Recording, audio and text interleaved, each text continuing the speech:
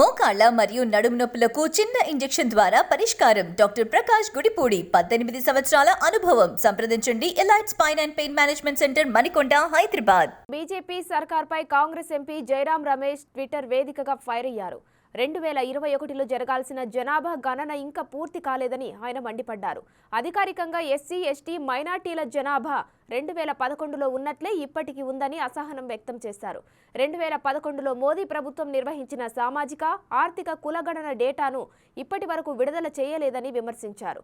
అప్పటి డేటాని నవీకరించడం, సమగ్ర కుల ఆధారిత సర్వే చేపట్టకుండా బీజేపీ మౌనంగా ఉందని ఎద్దేవా చేశారు.